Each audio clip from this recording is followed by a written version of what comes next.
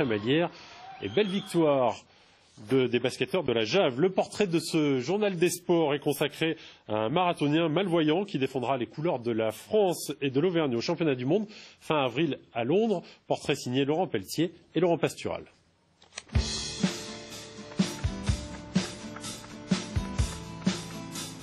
Depuis qu'il a découvert à l'âge de 15 ans la course à pied, Nicolas a dû adapter et surpasser son handicap pour se hisser parmi les meilleurs marathoniens. Son handicap, c'est tout simplement sa vision des choses. Vous, la voiture, je n'aperçois pas le mur. Sauf si je tourne la tête pour le regarder. Vu mon champ de vision qui est réduit. Un handicap qui ne l'a pas privé de victoires et de nombreux titres depuis près de 15 ans de course handisport et son dernier exploit en date avec sa 4e place obtenue au marathon d'Orléans le satisfait pleinement. C'est la fameuse barrière des 2h45 que je voulais tomber dès le départ et c'est au bout de 15 marathons qu'il a fallu pour tomber cette barrière et de 2h45 et comment dire, c'était inespéré.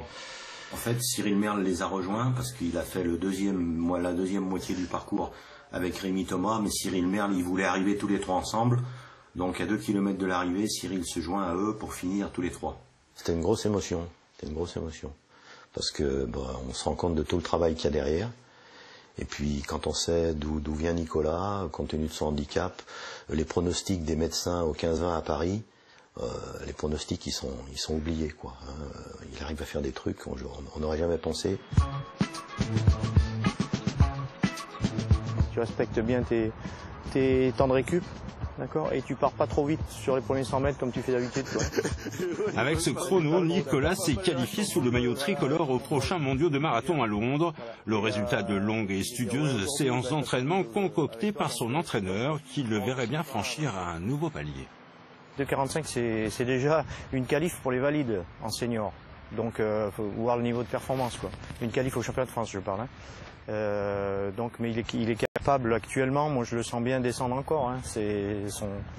Il a pour objectif bien sûr Rio en 2016 quoi, ça serait bien. Pour nous, entraîneur et athlète, c'est pas un handicap quoi, c'est vraiment quelqu'un d'enrichissant. Il est sympa, c'est un mec sympa. Allez Nico, allez, c'est bien ça, vous êtes régulier là, c'est bien. C'est avec Antoine, son guide, qu'il se prépare et s'entraîne pour être fin prêt pour le jour J. Un marathon qu'ils vont faire à deux, liés l'un à l'autre par une petite corde, un lien pour courir en toute sécurité. Elle sourit Nicolas. Oui. Le lien est important pour Nicolas, oui, pour moi également, parce qu'on ressent beaucoup de choses à travers ce lien. C'est lorsqu'on a un changement de trajectoire, un obstacle. Du moment qu'il y a un danger. Un danger, un dos d'âne. Un lien qui unit les deux hommes depuis près de 10 ans, pour le pire comme pour le meilleur. C'est une histoire de couple, oui. On s'engueule, on rigole, on transpire. Voilà, ça y ressemble. Dis-le que t'es mort. T'es mort? T'es mort quoi? Pour Nicolas et Antoine, l'objectif à Londres, ce n'est pas le podium. Leur but, c'est de se mesurer au meilleur et franchir la ligne d'arrivée avec un nouveau record personnel. Merci Damien d'avoir participé à ce journal des sports. Demain, nous reviendrons sur la Coupe d'Europe de rugby avec un grand format sur le match ASM Northampton. Très belle soirée à tous et merci de votre fidélité.